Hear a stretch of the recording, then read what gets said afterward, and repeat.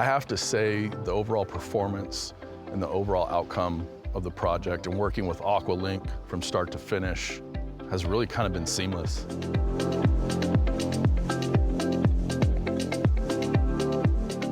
4 or 5 years ago, Mayor Gear came to me and said, hey, I'd like to develop a municipal broadband system, and I want to use fiber optics as the basis for that. We were in the middle of upgrading our telemetry system for the city of Anacortes. We have about 30 pump stations situated around town, and I thought, well, here's an opportunity to combine both the telemetry project and this municipal fiber project into one. During that, I started to think, but I've got a water plant that's, what, 15, 17 miles away that I need to get connected to this system. How do I get fiber from Anacortes to Mount Vernon? Some of the initial challenges of the city wanting to bring fiber from Mount Vernon, which is about 15, 16 miles away from us, to Anacortes, was how do we get it here? Traditional methods, aerial, trenching, any of that kind of stuff. Those just weren't options.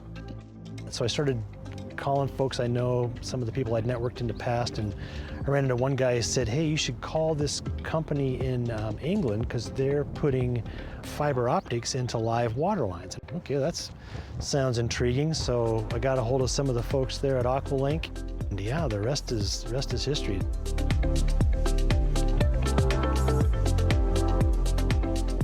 To get fiber through here, we just didn't really have a whole lot of options. Strap it to the bottom of the bridge, which, you know, the State Department of Transportation is not going to let us do.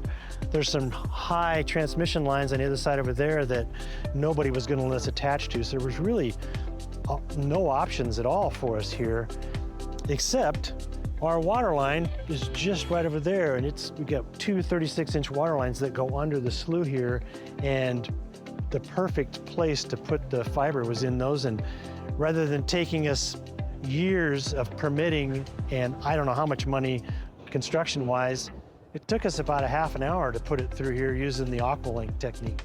If you were to do it conventionally, which is an open cut or even a directional drill, you're going to be cutting out quite a bit of that asphalt and have to restore it. All we have to do is cut out a pothole. Okay, and then we deploy it in the pipe, and then it comes out to another pothole. Probably our best day ever, we did about 4,200 feet of installation in one day. And that being inserting the parachute, extracting the parachute, pulling in the microduct, and sealing everything up. Directional drilling, open ditching, I've done them all. If you can get 500, 600 feet in a day, you feel like you're doing pretty good. You're crossing other utilities, you're calling in these massive locates for these massive work areas. So for us to be able to use an existing utility that was already there, that already had these crossings, already had these easements, game changer, absolutely time saver. There's not another method you can install 4,200 feet of conduit for fiber in an 8-hour day. I'll tell you, they're probably one of the best companies to ever work for. They were always there. They took trips to the U.S. to make sure that everything was going right. And of course, sent over trainers to make sure that we were deploying it correctly according to their engineering standards.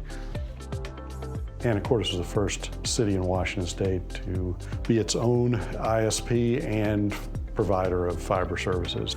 The technology, the robustness of the network, it has been a good thing.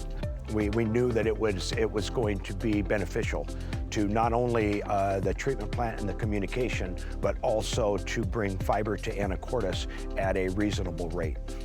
So now that the city has its own fiber department, we sell fiber to the home.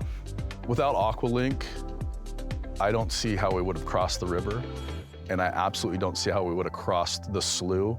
I really don't think the project was even conceivable without Aqualinq.